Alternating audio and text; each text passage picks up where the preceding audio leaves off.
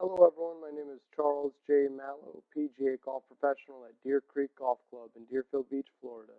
Today I'm going to be discussing some changes I recently made with one of my students. His name is Mr. Weisman. Mr. Weisman came to me having a lot of difficulties with his putting as of recently. He was once a great putter and would like to return to having putting as one of his biggest strengths. When he first came to me, the first thing we addressed was his eye alignment. These are one of the most important, this is one of the most important aspects of putting, in my opinion. I would wager to say that about over 95% of players have their eyes too far away too far inside the line of the putt. Okay? So this is what happens. So ideally, what we want is we want our eyes directly over the golf ball.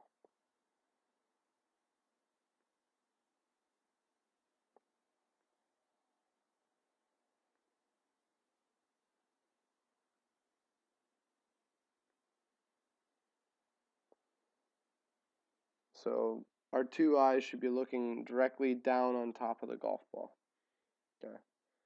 So if you're standing too far away from the golf ball, what happens is, let's say your eyes were to be looking down inside right here. Okay. Then what happens is that makes it so that the club is going to move in a more arcing fashion. So it'll look more like this.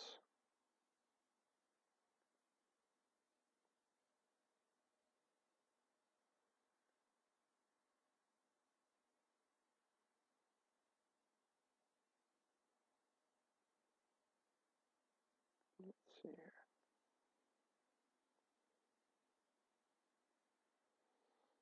The club will essentially open and close a lot more than we would like. And the more the putter opens and closes, the bigger chance we have of the putter face being slightly open or slightly closed. And now this issue is not a big deal when we hit a 1-foot putt, but it magnifies tremendously once we start stepping out to 3 feet, 6 feet, 9 feet, 12 feet. The difficulties with getting the face square at impact are tremendous if you have your eyes inside the line of your putt and cause the putter to have a large arc. So in order to basically address that, first we moved his eyes over the golf ball, and the next thing we did was we put a flag stick basically just to the right of his putter. Okay, you could buy your fancy gizmos, but flag sticks are always there, so why not save a couple bucks? So in the drill we did, we put a flag stick right up against the toe of his putter,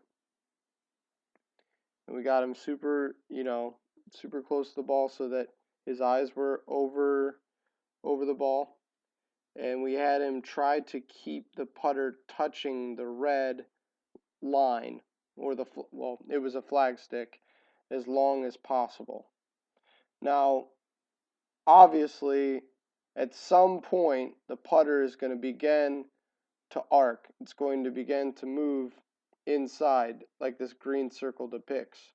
But the less that it arcs, and the more longer the face is aimed at the hole, or well, not at the hole, but where we want the ball to be projected on line, the better chance we have of getting that ball online. Again, putting is a very controllable activity. The club and the ball are moving at very slow speeds. Very important that we get the ball started on line and we try to control putting because it could be the biggest determinant of our golf score. So, moving his eye line over the ball and practicing with a flag stick up against the toe side of his putter, making him feel like the putter was moving straight back, straight through, helped him a lot. And you're going to see his putting stroke kind of after. Now he still wants to mess with that.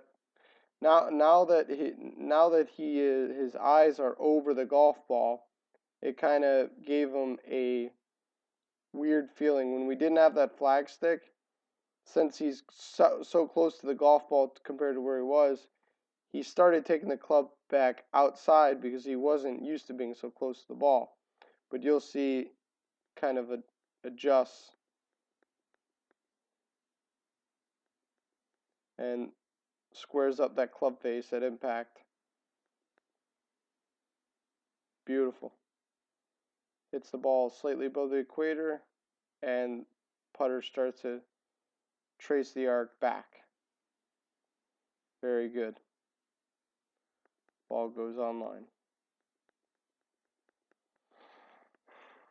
So, to summarize what we worked on with putting, we moved his eyes over the golf ball and we gave him a very, very straight object and put it along the toe of his putter and try to keep his putter up against it to get rid of some of that arc that he had in his putting stroke that was causing him a lot of inconsistencies. That's it for today. Thank you again. This is Charles J. Mallow, PGA Golf Professional at Deer Creek Golf Club in Deerfield Beach, Florida. Have a nice day.